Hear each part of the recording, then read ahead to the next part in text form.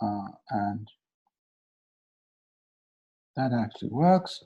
Hi everyone, this is Conversations That Mind and Matter.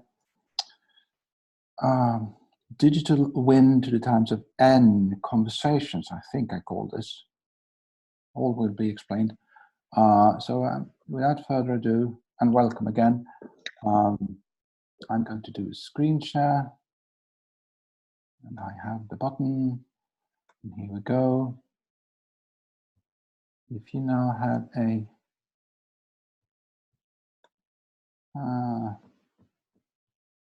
here. If you now have a look at the green card that says understanding. You have that, you can see that. Sometimes it takes one. I have not, right? Yeah. So that's a card.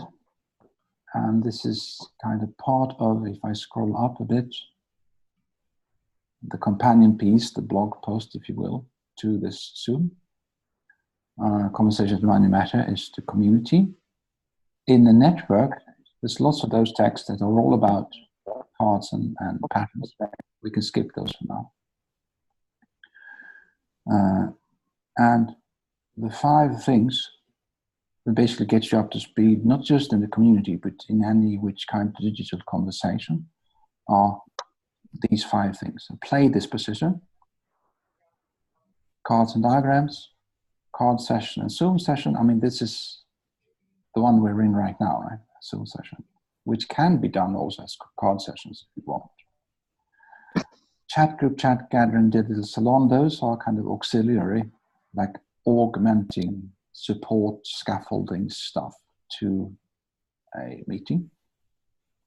So whatever ideas you come up with in this Zoom session or in a card session, you can add that in the chat.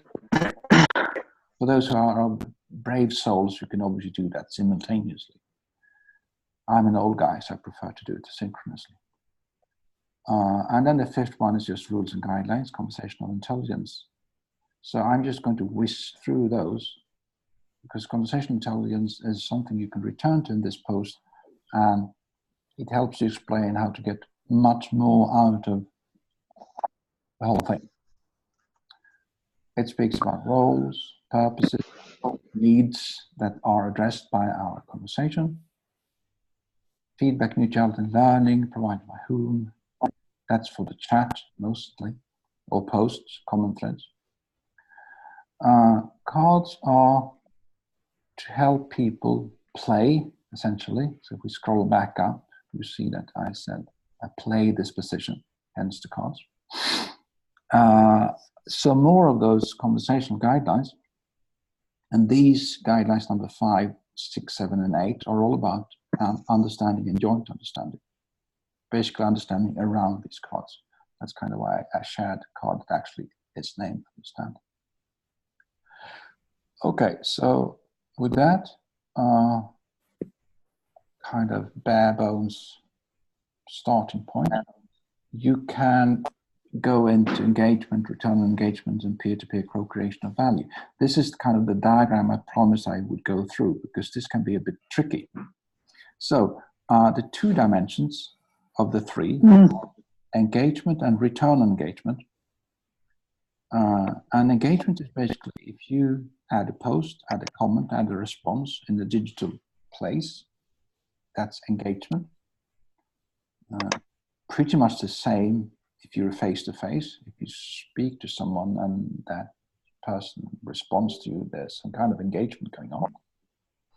Return on engagement is pretty much what it sounds like. If you get something out of the engagement, that's return on engagement. So let's say you have a post, and that post garners a few comments and a few likes, something else. That's return on engagement. Now, I've done some years' work of distilling lots of other stuff that can help people get and optimize and evolve both. Let's see if I can do a very simple thing. If you only do cat gifs, which is kind of my favorite pet peeve, you'll end up with loads of engagement, but with very little return on engagement. So I'm not sure if you see my little finger thingy that's circling around in this corner here of the diagram, but if you see kind of high up in engagement and little or no return engagement. If you're one other my pet peeves, one of those horrible content marketers, you are striving to get high return on engagement. The problem is that you're a marketer, so you're not really engaging authentically, which means that there's actually low engagement going on. The diagonal work, play, and win to the times of n, that's 3 possible ways to optimize both. To sort of not do content marketing, not do categories, do something else instead. And there's a little spiral thingy intersecting between play and work. That's knowledge. And the reason why there's a spiral thingy in between, it's because knowledge is explicit and tacit. Like 99% of all our knowledge is tacit. It resides firmly inside our heads, never to see the light of day. But both are good to take into account. Kind of, we can think that we share and everyone else perfectly understands that we share, but that's almost never the case. There's also a circle that I call win to the times of n. That can be called an attractor, a center, an opportunity. So if you have like a really important why for why you are playing, then it's easier to play. And if you have excuse me, may we interrupt? Yeah, absolutely. What is the pronunciation of autopoiesis, and can you define it? Yeah, autopoiesis is, hold on, I can do, see if I can go find the glossary.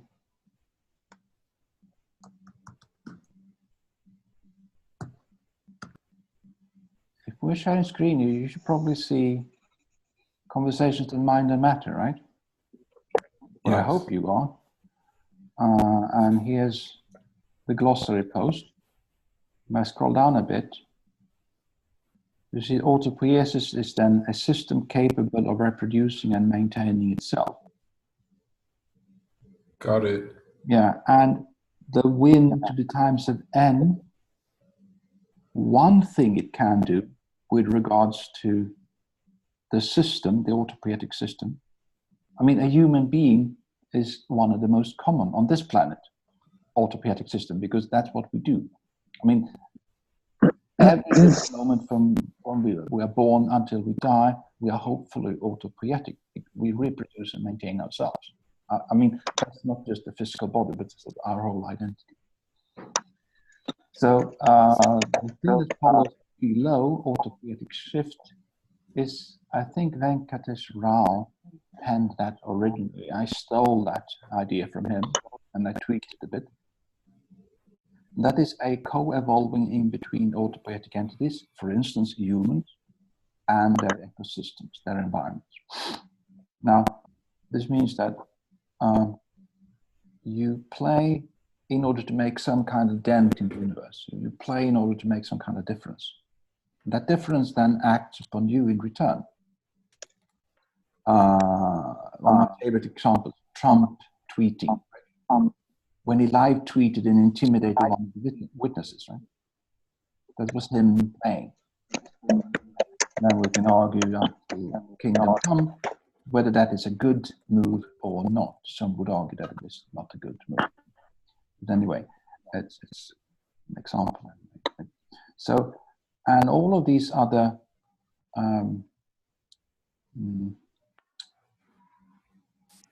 core concepts I'm using in the diagram, I can go back to the diagram again, are usually to be found in the glossary. So you never need to worry about like win to the times of n. I put that in there as well. So you can say that autopoiesis is the intersecting between play and win.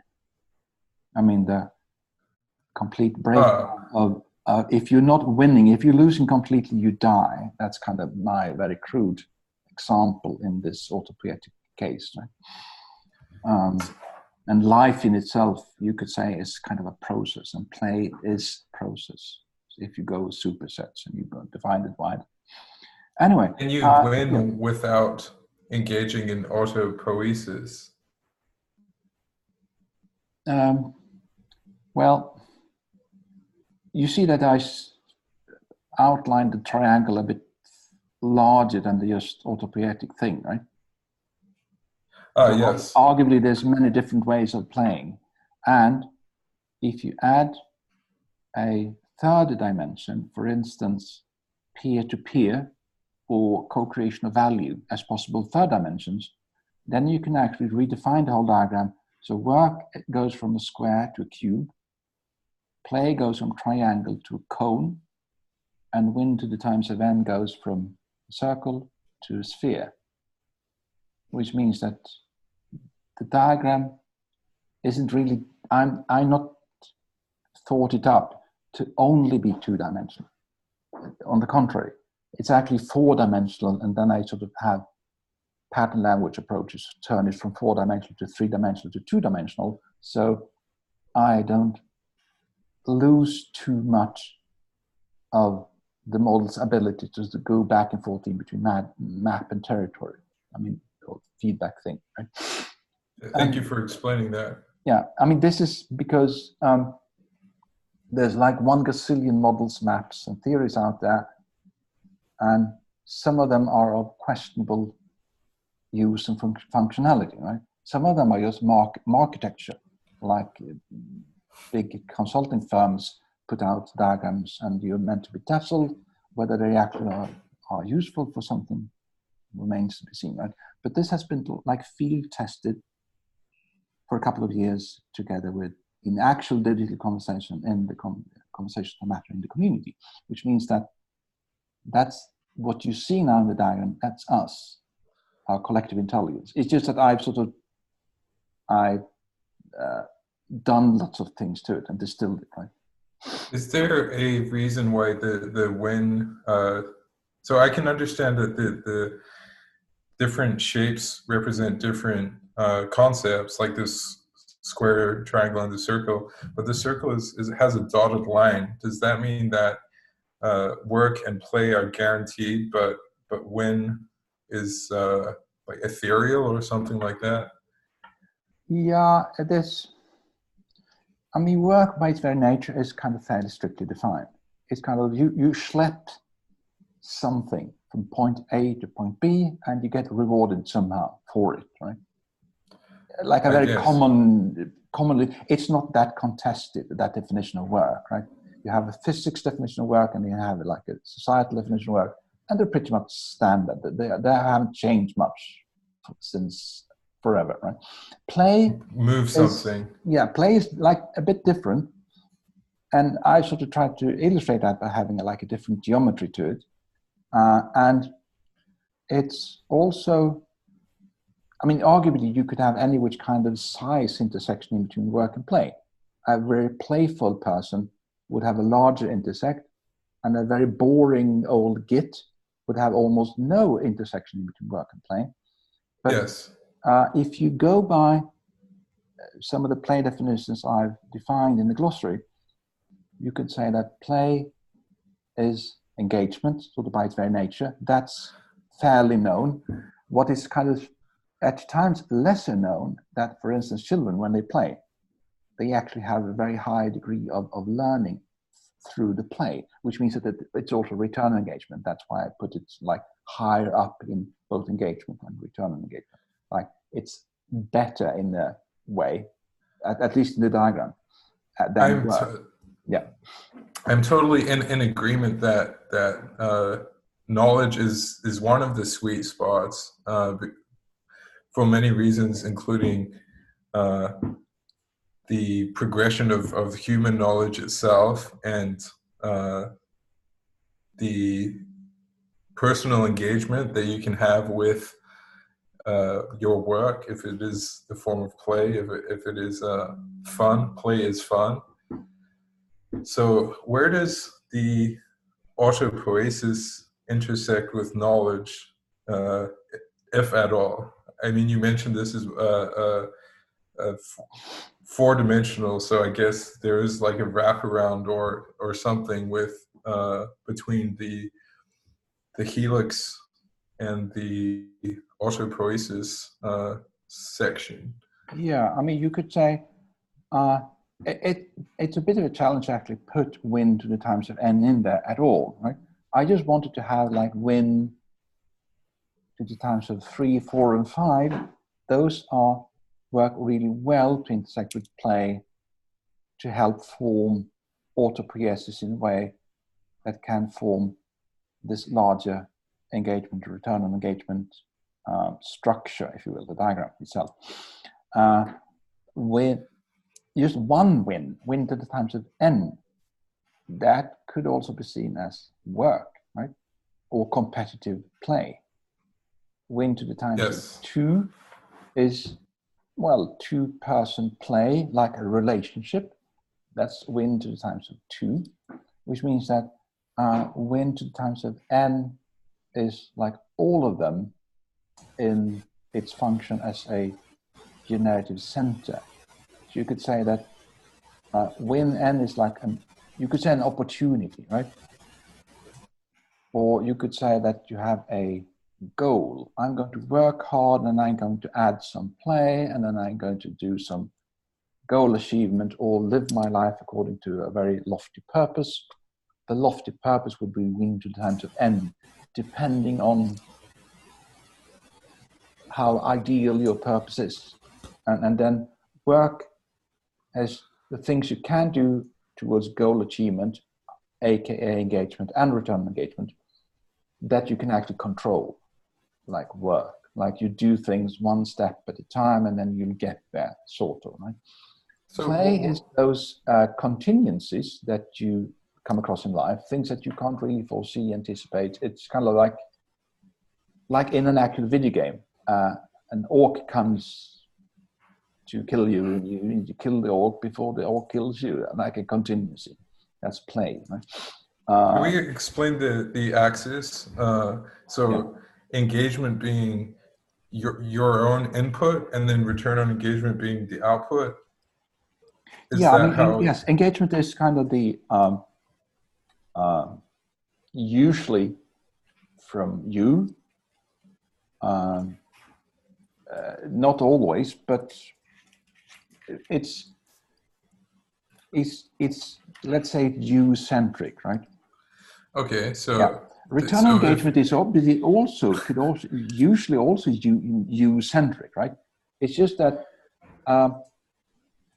depending on who the person is that uses the diagram, because mind you, the practice, the actual territory is more important than the actual diagram. So what happens like in the middle is more important than having the perfect definition of the dimensions, because the diagonal can also be seen as like a third dimension, like a play, peer-to-peer, co-creation of value dimension, and then suddenly it really doesn't matter which path, which perfect definition, as long as you got there. Life is kind of weird that way. It kind of takes you on like a meandering tour, but eventually you'll get to wherever it is you'll end up. So engagement, it's like X and then a function of X, because the Y-axis is dependent on the X-axis. Yeah. So I mean, theoretically, it would be better with Buckminster Fullerian coordinates. Okay. It's just that when I do those, people hate me for doing those. Yes. Are you listening to me? So because Cartesian Hello, coordinates. Hello. Hi. Cartesian coordinates are usually easier. Not that they are better in any theoretical way, but it's easier to present it, right? So, and with non-Cartesian coordinates, it's easier to do graphs, diagrams that maps better, not always better, but differently and many times better than, I mean, the Cartesian coordinates is basically as if everything would be cubes, right? And life tells us that there's very little out there in the universe that are cubic. So, and Cartesian coordinates are kind of assuming that, like X, Y, and Z, right? So, but when you present these things and you simplify them into theories, maps, and models, the Cartesian thing is kind of what we have usually to sort of start with as a convention. It's a great visual aid, if you will, for making talking points. And if I could put my own thing onto it, I would say, if it were possible to visualize the like the perfect linear line across it, if there is such a thing, that is the age and the lifespan of a being, I guess, if you know, if we are viewing it through the eyes of a mortal being. So when you start life, you are doing work, you're basically eating and playing, and as you become more of a developed being, you start learning how to play, which is knowledge, intersecting with work. You start learning how to walk, and you start learning how to engage with spatial awareness. And then like play starts moving to winning and autopoiesis as we engage with things like career goals, self-improvement, self-actualization, knowledge creation, and wisdom. And I don't know if it's useful to have actual numbers on it. Like, I suspect it would probably be logarithmic on that axis, because your work would be like the baby stage of your life lasts a lot less. It's shorter than the teen and you know, the rest of your life, basically. So that could be a vector going through this graph that might be something interesting to explore, because I always think that any model that one has can be applied to any other person. Like, if you live if you have a certain view of reality, a certain view of how the world works, it should be applicable to everyone. And I don't know if that's a shortcoming or not, but that is how I see it. Yeah, I mean, all models are more or less useful, right? Because they are models, they are simplifications. So instead of just grappling with everything in reality all the time, which would sort of quickly sort of exhaust us, we could do models. I mean, my favorite example is that if we go by our conscious minds, we can do 10 bits per second, all of us. None of us can do more than 20. So 20 bits per second is not enough to tie our own shoelaces. You mean by... We're kind of utterly lost, even, so we can't even put on our own shoes in the morning without making use of the larger mind. And now the larger mind, the embodied brain, body, the whole shebang, that can do 10 million bits per second, which is awesome, right? A really, really great thing, right? Now, but okay, that's not, so what do you mean by 10 bits per second? That's not conscious, that's subconscious. So conscious processing, 10 bits per second, all the rest of it, 10 million bits per second. So I've always thought a good balance would be 50-50. No, we don't have. We have a millionth of the bandwidth available consciously all the time.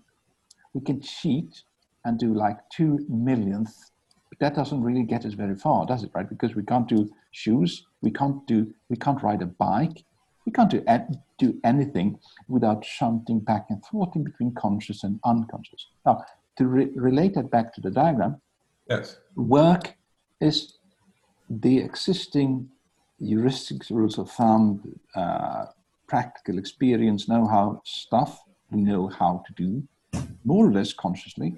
We can sort of go into a grind tool and just do the work, right,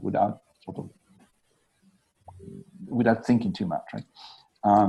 Can you hold for 1 sec? Pedro, do you mind using push to talk? Maybe, I don't know if you're hearing that interference, John. I am not listening. I will mute. Sorry. No problem. And play has interesting properties when it also comes to processing speed. There's Formula One drivers. They've Yes. actually measured those guys, and they've discovered that if they use 10 bits per second, which is kind of their, like, everyone's limit, right? They can't drive Formula One cars.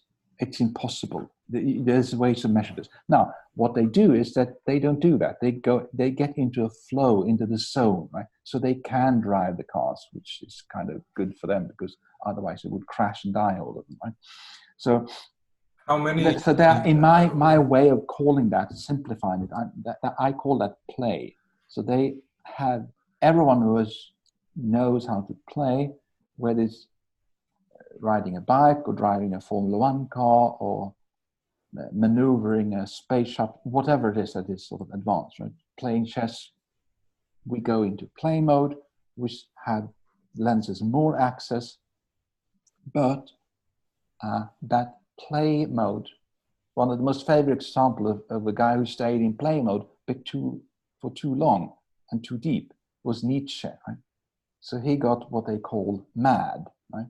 Because he didn't really know how to sort of switch back to sort of normal, boring 10 bits per second, boring, ordinary social mode.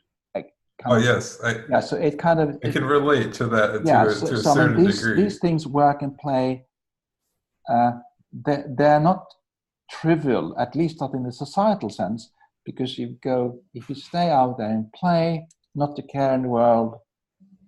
I mean, in Sweden, you would end up contest. cold and dead because you're not really caring. It's at 30 minus Celsius, right? So, there's lots of things, but also the time thing I would like to relate. But you mentioned an interesting thing. The processing speed is related in many different ways with how we experience time, not just chronological time, but sort of story time, kairos. Now, work is better suited to just do chronos, right? Kind of like you start working at 8 in the morning and you then work until 4 or 5 in the afternoon, and then you go and have your time of leisure, and then you have dinner, then you go to sleep. Same thing again next day, right? Because that's how it's organized. With play, the experience of time is different, right? You can get more things done. The feedback loops are quicker. Now, but this is just an analogy. I can't prove this. So win 2 times of n, in terms of feedback loops and experience of time, is to play what play is to work. So basically, win 2 times of n is quicker, much quicker feedback loops, and win n is kind of closer to embodied semiosis, autopoiesis, the 10 million bits of full brain capacity of doing things. There's more normal words for it, like presence, embodied presence, essential character, soul, used to be called back in the days. I'm calling it win 2 times of n because I wanted it to relate in I wanted it to be relatable, a bit easier to work and play. So they can actually be tested, right? So win 2 times of n are then different dispositions that you can choose through which to and from which to play. And play can then also help through knowledge inform how to work. So, I mean, creative work is work plus play plus knowledge. you could say. So I've designed all this so it should work together, like one model, but still be as close as possible to sort of the reality, what is actually going on. Yes. Yeah. I could see if we were to extend that beyond win, and it almost becomes win to the power of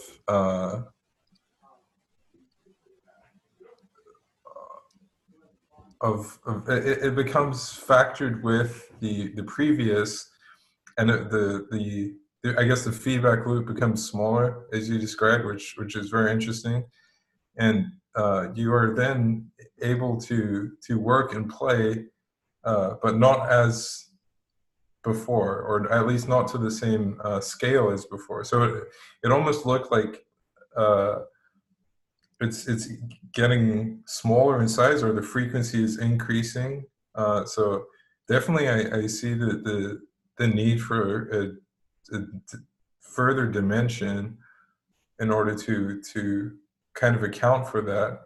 Yeah, I mean, there's another thing also. Win, I basically wanted to reclaim and repurpose the word, right? Because win has sort of been usurped to mean almost always something competitive.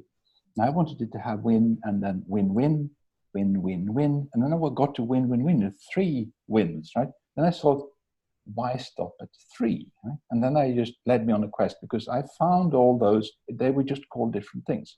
So I lumped them back together into what forms like a generative sequence. And generative sequences are also something I put in the glossary, so you can sort of go and see. So, jumped out of me here. And now I have 6 minutes. I'm just going to stop sharing for a while and see if we can get back to the post. While you were talking, yeah, I was thinking about some things. You say you refer as living as playing. So there was a guy, Kenneth Burke. He had a theory that all life is play, like in theater, and it's called dramatism. This theory in general. And he had a book called The Grammar of Motives. It's very interesting because he relates how the environment shape the psychological state of the actors. At the same time, the actors seem to reflect how the ambient is changing. It's very interesting. Very, very interesting. I mean, it probably relates to the autopoiesis thing. It's just possibly called something different. If you want, that was really great feedback, and I'd love for you to put that in the chat as well, so we can sort of give it a bit more feedback and talk about it a bit more. I'm just going to sort of scroll through the. Just a question. I saw that I missed the. We could get to those later as well, because the concluding conversational intelligence, these 13 points through which you can sort of begin to make sense in your own way, the card and the diagram, those are all about insights, intention, perspectives, languages, and tools. So I've designed these guidelines so they end with something that you can actually do with all this. So all of the things that we've been talking about, and I've outlined with the card and the diagram, the post, can be used to derive insight, turn insight actionable, weave together intention, perspectives, language, and tools, getting to shared understanding, tap into collective intelligence, and form communities and networks of practice that then and those will then co-create value.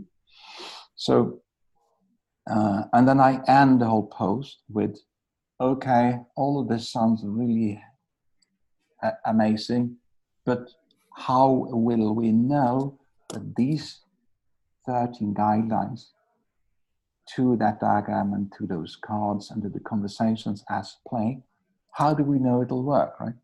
And then that's why I end the post with flow. Flow is how we know. If we enter a state of flow, we're doing something right. So that's kind of what I intended to do today, to just sort of go through like the whole thing, and we don't need to sort of dwell more on that. We can just, I'm happy that we spend that much time on the diagram, because the diagram is like a tricky thing, right? Because we can't never be fully sure that a model, a map, a theory, exactly how it works together with actual reality, the territory. That is kind of, obviously that's also kind of a big area to discuss, right? It's a powerful thing, and using a picture or a diagram is another dimension in itself, because instead of explaining something linearly with words in order, you are presenting something that can be looked at from all different angles. So.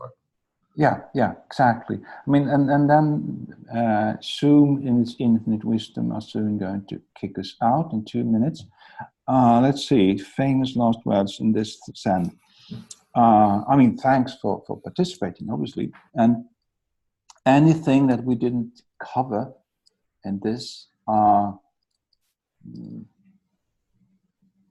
we'll just have to take either to the chat or to the post I just sort of went through, right? There's tons more. I mean, this is like 1,000 people in the conversation community for a couple of years. And I've distilled that into kind of that diagram and a few more cards and things to go with, and the conversational intelligence guidelines. So it's impossible to sort of just give it full justice, because there's tons of stuff more. So, but yeah, there's one practical thing. If there's anything more that you sort of just, hey, what about this, right? And there's something else, right? Do a search in the conversation community, like a search query. And then you can just add stuff there, whatever the search result is, because that will sort of just cover like the tons of things we just didn't manage to cover in this one. When you said I should post in the conversation link, where exactly is it? Yeah, I should post. No, I'll go. We can go to the Wise Playground chat, and I'll add all the necessary links again. And in that same chat, I will also do this recorded video as soon as I get it. It'll take me a while, like tomorrow or something, when I get it from Zoom, the recorded thingy. So with that, okay. Thanks very much. And there'll probably be a few more of these, possibly after Christmas. But thanks for playing. Thanks for participating. And thank you. See you around. Thanks for having us. Just fire away with the questions in the chat or in the conversation meeting.